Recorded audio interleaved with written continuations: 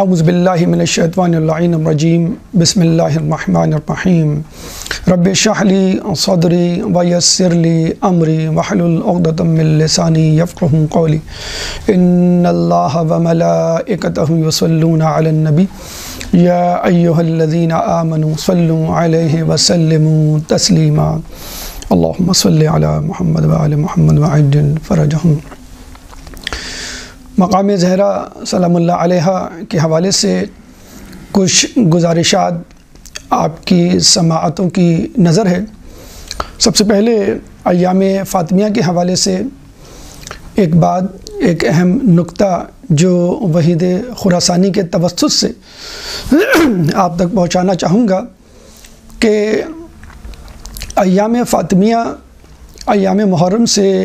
اس طرح مختلف ہیں کہ ایام محرم میں ہم بقائے اسلام کی تجدید کرتے ہیں اور ایام فاطمیہ میں ہم بقائے تشیع کی تجدید کرتے ہیں۔ چنانچہ علامہ اقبال کے بقول اسلام زندہ ہوتا ہے ہر کربلا کے بعد اور تشیع زندہ ہوتا ہے ہر ایام فاطمیہ کے بعد، کہ ایام فاطمیہ میں بی بی سلام اللہ علیہ پر ہونے والے مظالم کا تذکرہ، جن مصائب سے وہ گزری ان کا تذکرہ، آپ یوں کہہ سکتے ہیں کہ کربلا کے واقعات ہمیں یزید کو بے نقاب کرنے میں مدد دیتے ہیں، تو ایام فاطمیہ میں بی بی سیدہ سلام اللہ علیہ پر گزرنے والے مصائب یزید کے ان رہنماؤں کی طرف ہماری رہنمائی کرتے ہیں کہ جن لوگوں کی وجہ سے یزید جیسے فاسق و فاجر مسند خلافت پر قبضہ کر کے بیٹھے۔ اس کے علاوہ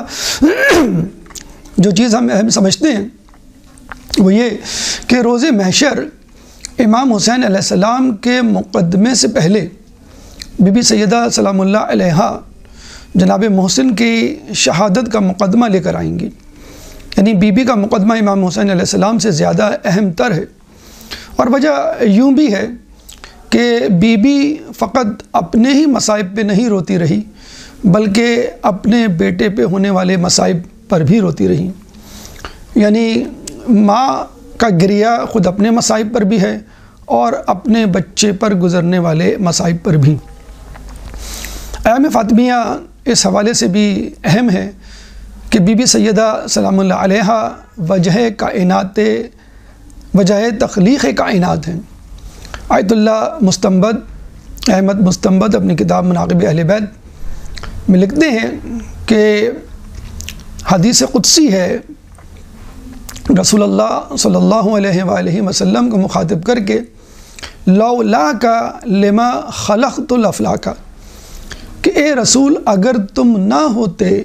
تو میں کائنات تخلیق نہ کرتا۔ پھر خدا فرماتا ہے لولا علی لما خلقتک، اگر علی نہ ہوتے تو میں اے محمد تمہیں تخلیق نہ کرتا۔ پھر اللہ فرماتا ہے لولا فاطمۃ لما خلقتکما، کہ اگر فاطمہ نہ ہوتی تو میں تم دونوں کو تخلیق نہ کرتا۔ چنانچہ ہم سمجھتے ہیں کہ ایام فاطمیہ میں منایا جانے والا غم، ایام فاطمیہ میں تذکرہ کیے جانے والے واقعات، سیرت فاطمہ اس حوالے سے بھی اہم ہے کہ بی بی سیدہ کی ذات مقدسہ اس کائنات کی تخلیق کی وجہ ہے، لیکن اسرار زہرا کو درک کرنا ہر کسی کے بس کا کام نہیں۔ ہم دیکھتے ہیں کہ سورہ قدر میں جب اللہ فرماتا ہے اِنَّا أَنزَلْنَاهُ فِي لَيْلَةِ الْقَدْرِ وَمَا أَدْرَاكَ مَا لَيْلَةُ الْقَدْرِ، کہ ہم نے اسے لیلۃ القدر میں یعنی قرآن کو نازل کیا، وَمَا أَدْرَاكَ مَا لَيْلَةُ الْقَدْرِ، تمہیں کیا معلوم لیلۃ القدر کیا ہے؟ تو لیلۃ القدر سے مراد بی بی سیدہ سلام اللہ علیہ کی زاد بھی ہے ایک مصداق مفسرین کے نزدیک۔ چنانچہ جس طرح شب قدر کو درک کرنا مکمل طور پہ ممکن نہیں، اسی طرح بی بی سیدہ سلام اللہ علیہا کی ذات کو درک کرنا مکمل طور پہ ممکن نہیں۔ اور عجیب مماثلت ہے اس حوالے سے شب قدر اور سیرت سیدہ میں کہ شب قدر کو اللہ تعالیٰ نے 3 راتوں میں چھپا رکھا ہے، 21، 23 اور 25۔ اسی طرح آپ کی تاریخ شہادت بھی 3 تاریخوں میں پنہاں ہے، یعنی رسول اللہ کی شہادت کے 40 دن بعد ایک روایت کے مطابق، رسول اللہ کی شہادت کے 75 دن بعد دوسرے دن بعد دوسری روایت، اور ایک روایت رسول اللہ کی شہادت کے 75 دن بعد۔ اور یہی نہیں بلکہ آپ کی جائے تدفین بھی 3 جگہوں پہ پنہاں ہے، یعنی جنت البقیع، حجرہ رسول اور ریاض الجنہ۔ جو بھی ظاہراً اپنے آپ کو مخفی رکھنے کی کوشش کرے تو اللہ تعالیٰ خود اس بی کو اپنے اسرار میں سے ایک سر، ایک پوشیدہ خزانہ کیوں نہ قرار دے۔ ہم دیکھتے ہیں کہ مباہلہ میں جب بی جاتی ہیں تو بی کے آگے نبوت نے ڈھال بنائی ہوئی ہوتی ہے، اور بی کے پیچھے امامت کی پشت پناہی یا امامت کا جسے کہتے ہیں کہ محافظ پیچھے پیچھے آپ کے ہوتا ہے۔ جب مقدمہ فدق کے لیے جاتی ہیں تو 8 خواتین محجبہ اپنی ہی قد و قامت کی اپنے ساتھ لے کر جاتی ہیں، حالانکہ سر تاپا محجبہ ہیں، لیکن اس کے باوجود اپنے ہی قد و قامت کی محجبہ 8 خواتین، تاکہ لوگوں کو شناخت کرنے میں مشکل ہو کہ ان میں سے فاطمہ کون ہے۔ پھر ہم دیکھتے ہیں کہ جب رسول اللہ نابینا صحابی کے ساتھ گھر میں داخل ہوتے ہیں تو آپ اندر کمرے میں جانے لگتی ہیں۔ رسول پوچھتے ہیں بیٹا اندر کیوں جا رہی ہو؟ میرے ساتھ جو شخص ہے وہ نابینا ہے۔ تو آپ فرماتی ہیں کہ میں تو نابینا نہیں، یہ ہے عظمت فاطمہ، یہ ہے مقام زہرا۔ رسول جب پوچھتے ہیں کہ بہترین عورت کون، تو جواب نہ ملنے پر سلمان فارسی بی کے حجرے کی طرف جاتے ہیں اور دیوار کے پیچھے سے پوچھتے ہیں کہ آپ کے بابا نے یہ سوال پوچھا ہے اور اس سوال کا جواب دینے سے لوگ قاصر ہیں۔ چنانچہ بیوی جواب دیتی ہیں کہ بہترین عورت وہ ہے کہ جو کسی کو نہ دیکھے اور نہ ہی کوئی اس کو دیکھے۔ زندگی کے بعد بھی اپنی میت کی پوشیدگی یا اس کا حجاب اتنا عزیز تھا کہ آپ نے اسماء بنت امیس سے کہا کہ مجھے بہت شرم آتی ہے کہ جس طرح عرب میں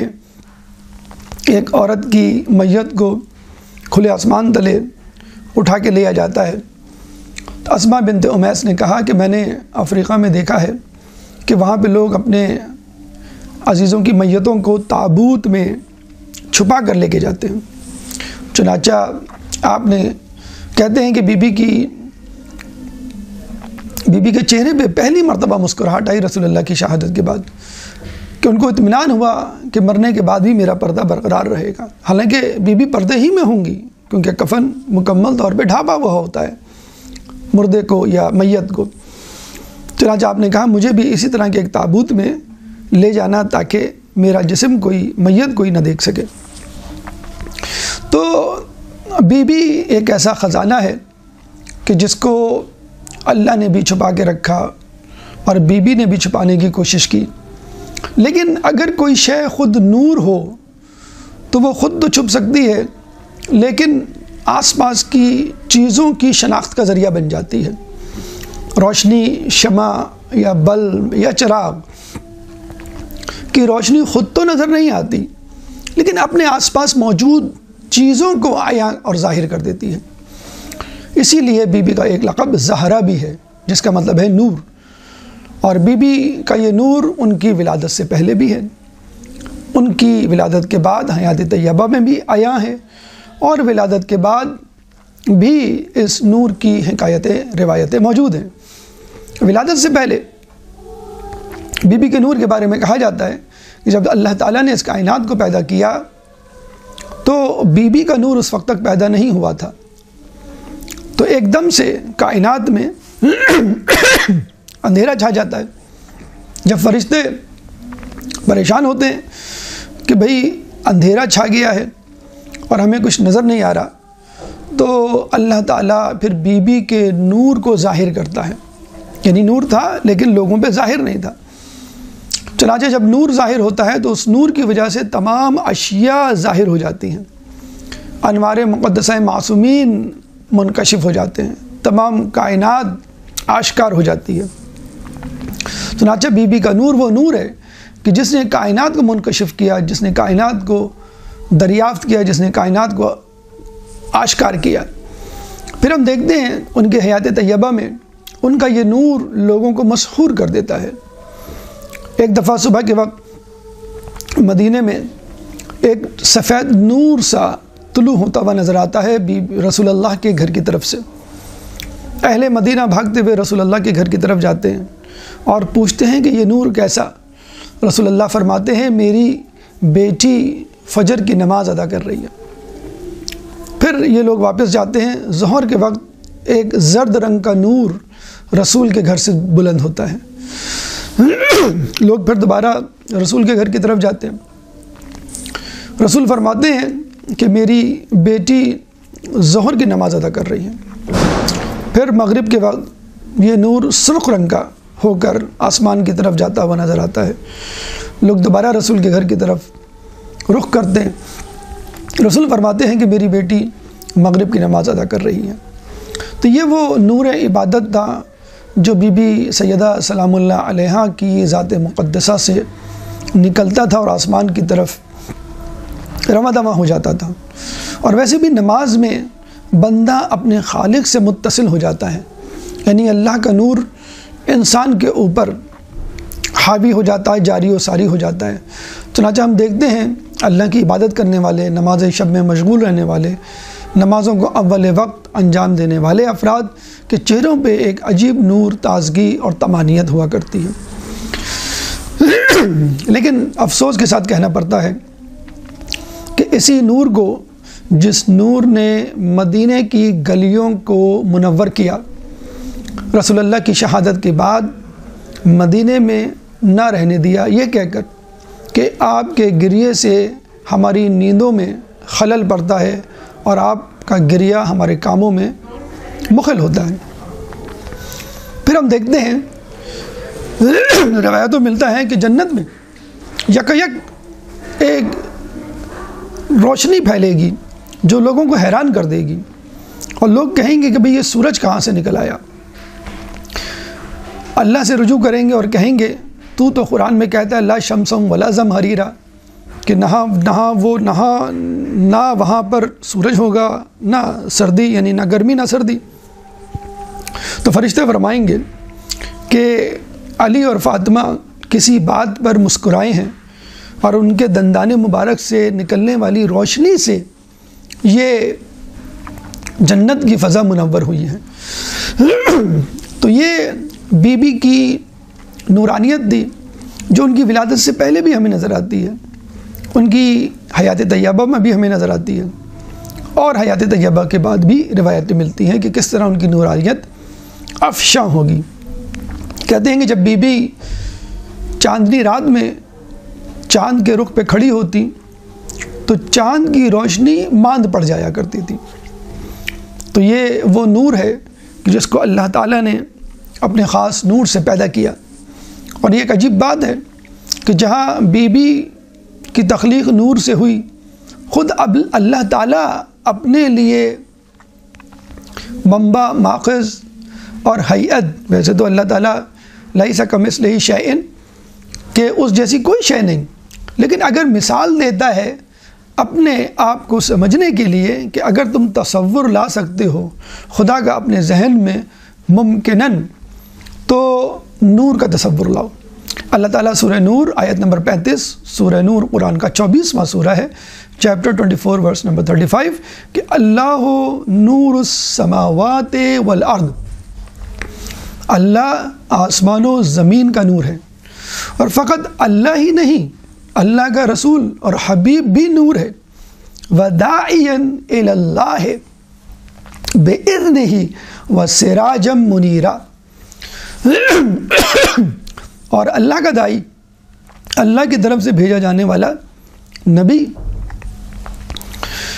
اس کی اجازت سے ایک سراج منیرہ چمکتا ہوا چراغ ہے،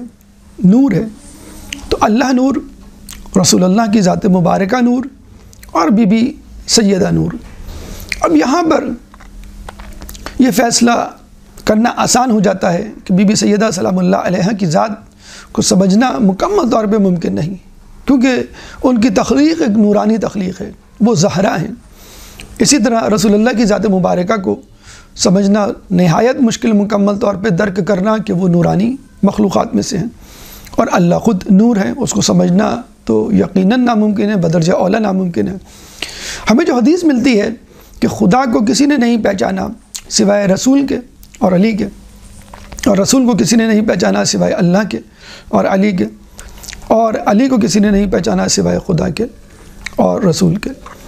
تو علی کو ہٹا کر اگر یہاں پہ جناب سیدہ کی ذات مبارکہ کو رکھ دیں تو بھی حدیث کا مصداق علی سے ہٹ کر خود بیوی بھی ہو سکتی ہیں، کیونکہ علی اور فاطمہ دونوں ایک دوسرے کا کفو ہیں۔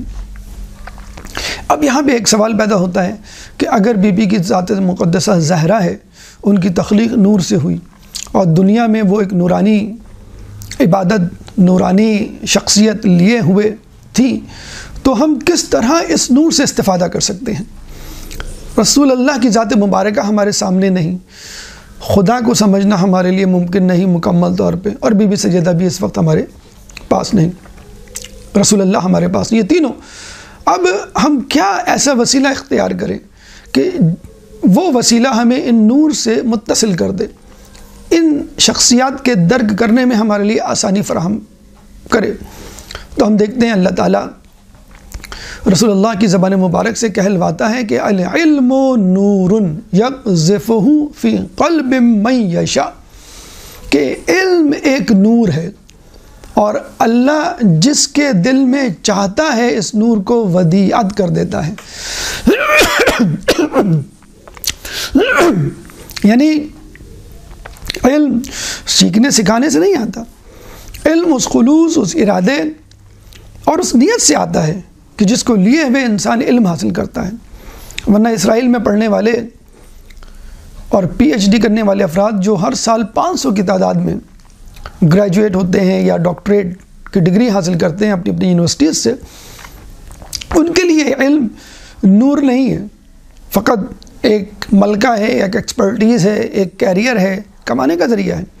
اصل علم وہ ہے کہ جو نور ہو، اور نور کی خاصیت یہ ہوتی ہے کہ وہ راستے کے نشیب و فراز کو واضح کرتا ہے،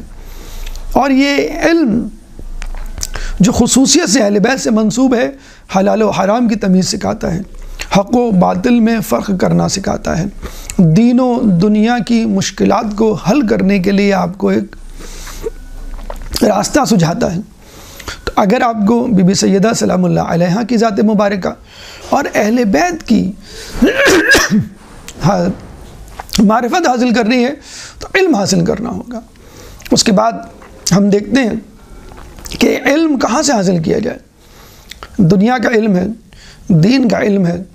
بہت ساری کتابیں ہیں، بہت ساری فیلڈز ہیں، میڈیسن ہے، انجینئرنگ ہے، سوشل سائنسز ہیں، پھر سوشل سائنسز میں جغرافی ہے، سائیکالوجی ہے، سوشولوجی ہے، پولیٹیکل سائنس ہے۔ کون سا علم، کون سی کتاب ہمارے لیے بہترین علم کا ذریعہ ثابت ہو سکتی ہے، جس کے وسیلے سے ہم اہل بیت سے قریب ہو سکتے ہیں؟ تو اللہ تعالیٰ سورہ مائدہ آیت نمبر 15، سورہ مائدہ قرآن کا 5واں سورہ ہے، اور 15ویں آیت اللہ تعالیٰ فرماتا ہے قد جاءکم من اللہ نور و کتاب مبین، پس اس نے تمہاری طرف قرآن نور کو اور کتاب مبین کو بھیجا۔ تو اگر آپ کو بی بی کی ذات مقدسہ کی معرفت حاصل کرنی ہے تو اس نور کو، نور علم کو حاصل کرنا ہے، اور نور علم کا بہترین طریقہ اور منبع جو ہے وہ قرآن ہے۔ دیکھیے علماء اعلام میں یہ بحث ہے کہ اللہ تعالیٰ کی اتنی ساری صفات ہیں، کون سی ایسی صفت ہے کہ جو اس کی تمام صفات پہ بھاری ہیں، بلکہ اس صفت کی وجہ سے تمام صفات موجود ہیں؟ تو جواب ملتا ہے کہ وہ صفت علم ہے۔ اللہ قدیر بھی ہے، اللہ رزاق بھی ہے، اللہ رحمان بھی ہے، اللہ رحیم بھی ہے، مصور بھی ہے۔ وہ کون سی ایسی صفت ہے جو ان تمام خصوصیات پہ بھاری ہے؟ تو ہم کہتے ہیں کہ اللہ جو ہے وہ علیم ہے۔ اللہ کے پاس ایک ایسا علم ہے کہ جس علم کو اس نے حاصل نہیں کیا، جو علم ہمیشہ سے ہے، جو علم ہمیشہ رہے گا۔ بی بی سیدہ سلام اللہ علیہ کے حوالے سے ہمیں ملتا ہے کہ بی بی سیدہ ایک دفعہ اپنے گھر میں موجود تھی، مولا علی بھی موجود تھے۔ آپ نے مولا علی سے کہا کہ علی میرے قریب آئیے، میں آپ کو وہ کچھ بتاؤں کہ جو اب تک ہو چکا ہے اور جو کچھ قیامت میں ہونے والا ہے۔ مولا علی بڑے حیران ہوتے ہیں، بھاگتے ہوئے رسول اللہ کی خدمت میں حاضر ہوتے ہیں اور وہاں پہنچ کر کھڑے ہو جاتے ہیں۔ رسول اللہ فرماتے ہیں کہ علی ذرا سا قریب آئیے، جو تم پوچھنا چاہتے ہو میں تمہیں بتاؤں یا تم مجھے بتاؤ گے؟ مولا علی کہتے ہیں کہ یا رسول اللہ آپ ہی بتائیے تو زیادہ بہتر ہے۔ رسول اللہ فرماتے ہیں کہ تم فاطمہ کے پاس کھڑے ہوئے تھے اور فاطمہ نے تم سے یہ باتیں کی اور اب اس کی تصدیق کے لیے تم میرے پاس آئی ہو۔ علی نے کہا بالکل ایسا ہی ہے۔ اور پھر علی نے یہ پوچھا یا رسول اللہ کیا فاطمہ بھی ان انوار میں سے ہیں، اس نور سے ہیں جس نور سے میں اور آپ تخلیق کیے گئے ہیں؟ تو رسول اللہ نے کہا کیوں نہیں، کیا تمہیں نہیں معلوم؟ بس یہ سننا تھا کہ مولا علی جو ہے وہ زمین پہ گر جاتے ہیں اور شکر الہی سجدہ شکر بجا لاتے ہیں اور اس کے بعد گھر کی طرف دوبارہ روانہ ہوتے ہیں۔ جب گھر پہنچتے ہیں تو بی بی سیدہ فرماتی ہیں علی آپ میرے بابا کے پاس گئے تھے اور آپ نے ان سے یہ کچھ کہا، انہوں نے یہ جواب دیا، آپ نے سجدہ شکر کیا، اب آپ میرے پاس آئے ہیں۔ علی اور بھی زیادہ حیران ہو جاتے ہیں۔ پھر بی بی فرماتی ہیں اے علی اللہ تعالیٰ نے میرے اس نور کو تخلیق کیا اور اس کے بعد اس نور نے ہزاروں سال تک اللہ تعالیٰ کی عبادت کی، پھر اللہ نے اس نور کو ایک درخت میں ودیعت کر دیا، اس درخت سے ایک میوہ نکلا اور میرے بابا شب معراج جب جنت کی سیر کرتے ہیں تو اللہ تعالیٰ ان کو اس درخت کا وہ میوہ کھلاتا ہے جس میں میرا نور تھا۔ اب یہ نور میرے بابا کے صلب مطہر میں منتقل ہو جاتا ہے۔ اس کے بعد جب رسول اللہ زمین کی طرف تشریف لاتے ہیں تو یہ نور بی بی خدیجۃ الکبریٰ کے بطن مطہر میں منتقل ہو جاتا ہے اور اس کے بعد پھر یہ نور دنیا پر ظاہر ہوتا ہے۔ تو کہنے کا مقصد یہ ہے، پھر بی بی نے یہ بھی فرمایا کہ اے علی مجھے وہ کچھ معلوم ہے کہ جو کانا وما یکون، ما کانا وما یکون، کہ جو ہو چکا ہے اور جو ہونے والا ہے وہ سب مجھے معلوم ہے، شروع سے لے کر آدم سے لے کے اب تک اور اب سے لے کے قیامت تک کے حالات مجھے درک ہیں۔ تو مولا علی اس پہ بہت خوش ہوتے ہیں۔ کہنے کا مقصد یہ ہے کہ بی بی کا یہ نور متصل ہے بی بی کی علمیت سے، یعنی نور الہی اہم ترین وجہ علم، خود رسول اللہ علم کے ساتھ مبعوث ہوئے اور بی بی کا نورانی ہونا خود علم سے تعلق رکھتا ہے۔ چنانچہ اگر کوئی شخص بی بی کی معرفت حاصل کرنا چاہتا ہے، اہل بیت کی معرفت حاصل کرنا چاہتا ہے تو اس کو اپنے آپ کو علم سے آراستہ و پیراستہ کرنا ہوگا، اور علم کے لیے سب سے بہترین ماخذ قرآن ہے۔ قرآن کو سمجھنے کے لیے جیسے ہم دیکھتے ہیں ہر کتاب کو سمجھنے کے لیے کوئی استاد ہوتا ہے، تو یقیناً اس قرآن کو سمجھنے کے لیے بھی کوئی نہ کوئی استاد ہوگا، جس کے بارے میں اللہ کے رسول نے غدیر میں فرما دیا انی تارکن فیکم الثقلین کتاب اللہ و عطرتی ما ان تمسکتم بہما لن تضلوا بعدی ابدا، کہ میں اپنے پیچھے دو گراں قدر چیزیں چھوڑے جا رہا ہوں، ایک کتاب اللہ اور ایک میری عطرت، اگر تم ان دونوں سے متمسک رہو گے تو کبھی بھی گمراہ نہیں ہوگے۔ اگر اس قرآن کو سمجھنا ہے تو قرآن کے جو استاد مقرر کیے گئے ہیں راسخون فی العلم فاسألوا اہل الذکر، ان سے رابطہ کرنا ہوگا اور اس کے بعد اس قرآن کو سمجھنا ہوگا۔ اس کے لیے اس وقت ہمارے زمانے کے امام زمانہ عجل اللہ تعالی فرجک سے رابطہ کرنا ہوگا تاکہ آپ اس قرآن سے قریب ہو سکیں۔ قرآن جو کتاب کی صورت میں ہمارے گھروں میں موجود ہے، قرآن صامت ہے، یعنی چپ قرآن، خاموش قرآن، اور جو قرآن اہل بیت کی صورت میں موجود رہا ہے اور اس وقت امام زمانہ کی صورت میں ہے، اس کو ہم کہتے ہیں قرآن ناطق، یعنی بولنے والا قرآن۔ امام زمانہ سے اپنے قرب کو بڑھائیے اور علم کے شہروں میں، علم کی دنیا میں داخل ہو جائیے، کیونکہ امام زمانہ کو اپنی حکومت کے لیے عالم، علماء اور علم کا شوق رکھنے والوں کی ضرورت ہوگی۔ کہا جاتا ہے کہ امام زمانہ جب آئیں گے تو علم فقط 2 حروف کے برابر ہوگا، یعنی اس وقت تک، حالانکہ اس وقت بھی دنیا میں بہت زیادہ علم کی ترقی ہو چکی ہے، سائنسی، فلسفی، عقلی، حسی، ہر قسم کے میدان میں، اور لوگ یہی سمجھ رہے ہیں کہ شاید یہ انتہا ہے علم کی۔ جی نہیں، امام زمانہ تک مزید ترقی ہوگی، لیکن وہ 2 حروف سے زیادہ نہیں ہوگی۔ عربی ابجد میں حروف تہجی میں 27 حروف ہیں، تو تشبیہ دی جاتی ہے کہ علم جو مکمل ہے وہ 27 حروف پر مشتمل ہوتا ہے، اور علم ابتدا میں 1 حرفی، 1 حرفی ہوتا ہے، پھر 2 حرفی، پھر 6 حرفی وغیرہ وغیرہ۔ 2 حروف پر مشتمل ہوگا علم جب امام زمانہ آئیں گے۔ جب امام زمانہ آئیں گے تو اس علم کو آگے بڑھائیں گے اور ان 2 حروف کو 27 حروف میں تبدیل کر دیں گے، یعنی یکا یک ایکسپوننشلی اس علم کی ترقی ہوگی۔ اور جہاں تک یہ بات کہ جو لوگ علم حاصل کر چکے تھے 2 حرفی، وہ یکا یک کیسے 27 حروف پہ جائیں گے، تو امام زمانہ علیہ السلام کے متعلق ملتا ہے کہ وہ اپنے چاہنے والوں اور ان لوگوں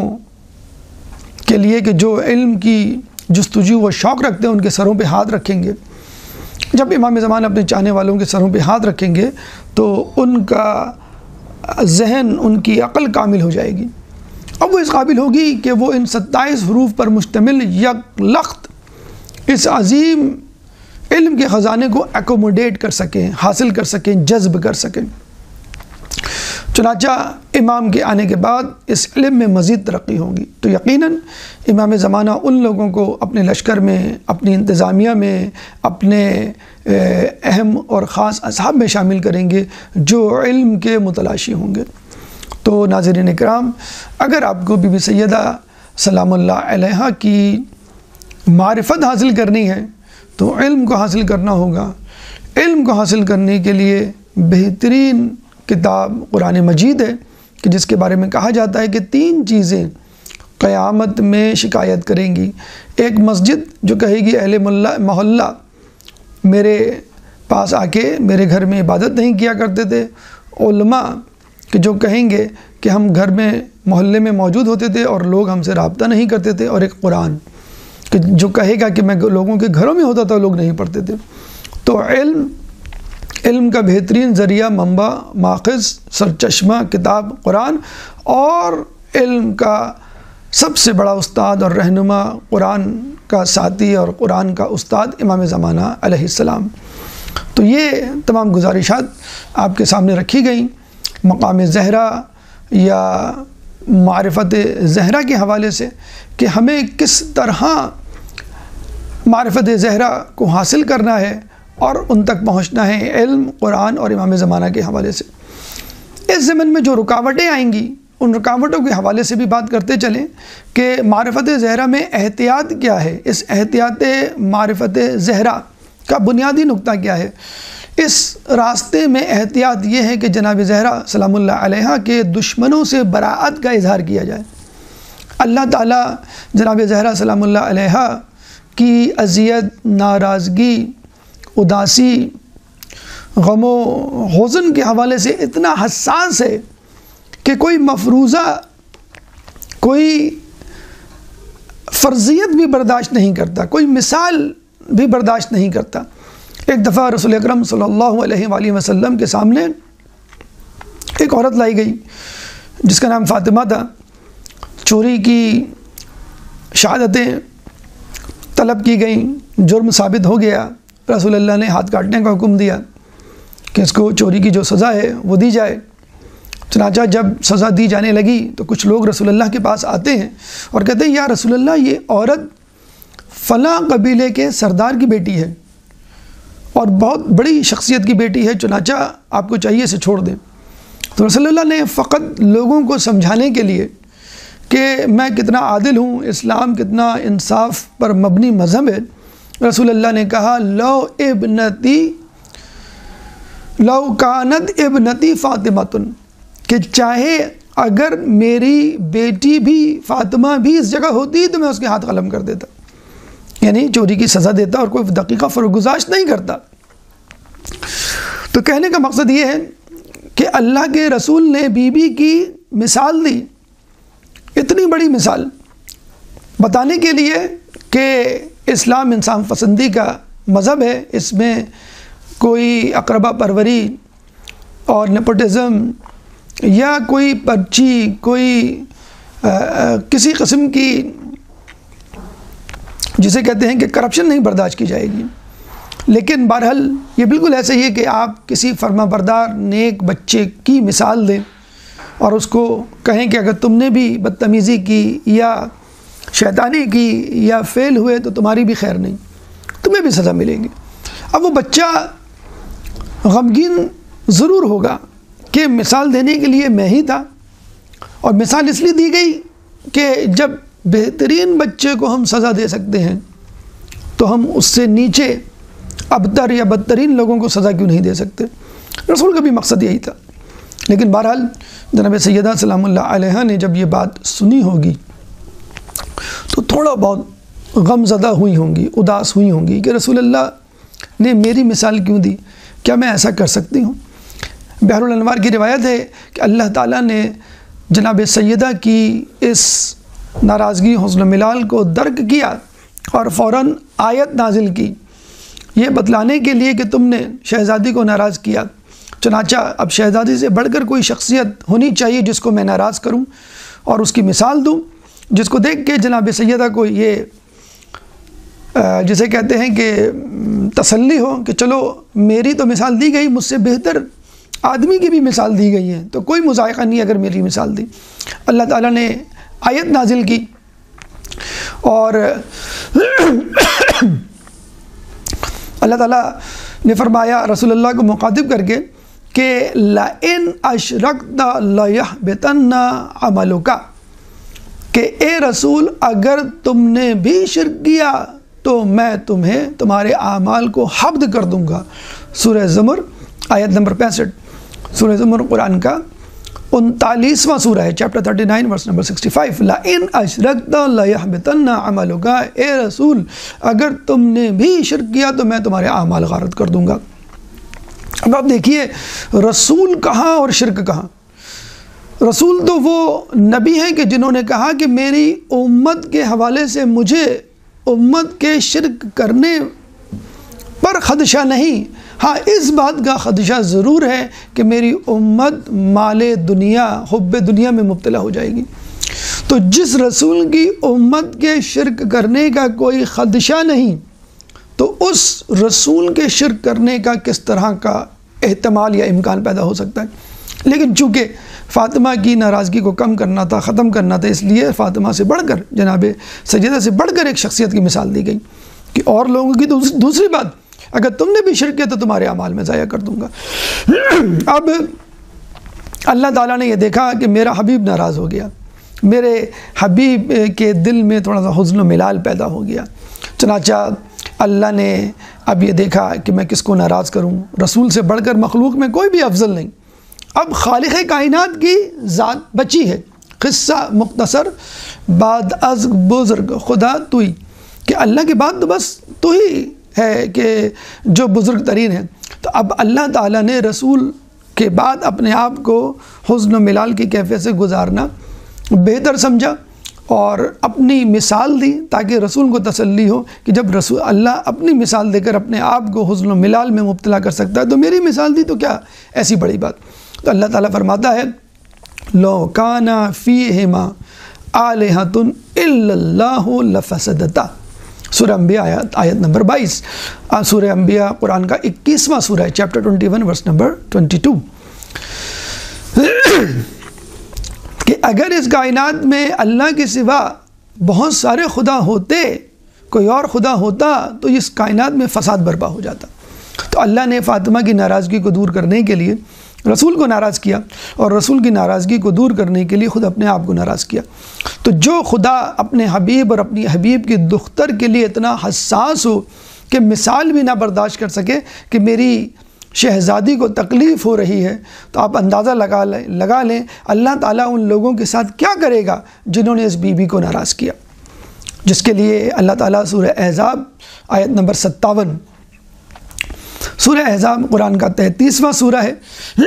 چیپٹر 33 ورس نمبر 57 میں فرماتا ہے ان الذین یؤذون اللہ ورسولہ لعنہم اللہ فی الدنیا والآخرہ واعد لہم عذابا مہینا، اور جن لوگوں نے اللہ کو اور اس کے رسول کو ناراض کیا، اذیت دی، ان کے لیے اس دنیا میں اور آخرت میں اللہ کی لعنت ہے، وَأَعَدَّ لَهُمْ عَذَابًا مُهِينًا، اور ان کے لیے ایک معین شدہ عذاب جو ان کا منتظر ہے۔